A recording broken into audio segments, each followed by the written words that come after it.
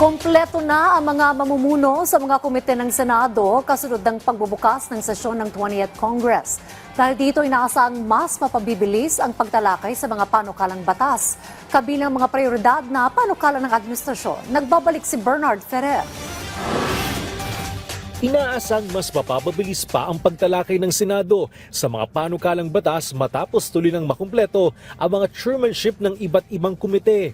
Kasunod ito ng pagsisimula ng second regular session ng 20th Congress sa ilalim ng liderato ni Senate President Sherwin Gatchalian. Matapos maitalaga mga miyembro ng majority bloc sa kanilang mga komite, nabigyan na rin ng kani-kanilang committee assignments ang mga miyembro ng minority bloc. Itinalaga si detained Senator Jinggoy Estrada bilang chairperson ng Senate Committee on Electoral Reforms, habang si detained Senator Rodante Marcoleta naman ang mamumuno sa Senate Committee on Tourism. Ibinigay ni Senate President pro tempore Vicente Tito Soto III Estrada ang nasabing komite matapos siyang maging chairperson ng Senate Committee on Public Works. I gave it up. Patakaran sa Senado yun na aside from the office of the senator, kailangan may committee so that the budget of the committee is where the employees of the senator draw their salaries. Ayon kay Senate President Sherwin Gatchalian,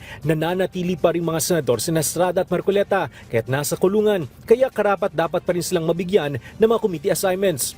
Sinabi rin ni Gatchalian na ang vice chairperson ang mangangasiwa sa mga pagdinig ng komite habang wala si Estrada. Wala pa namang formal na kahilingan para sa partisipasyon ni Estrada at Marcoleta sa sesyon ng Senado. At least sa akin walang formal request. So naririnig ko lang sa mga conversations dito at wala pa namang formal request. Samantala, hindi pa tiyak kung mabibigyan din ng committee chairmanship sa Senador Ronald Bato de la Rosa. Itinalaga rin si Senador Amy Marcos bilang Deputy Minority Leader. Bernard Ferrer para sa Bayan.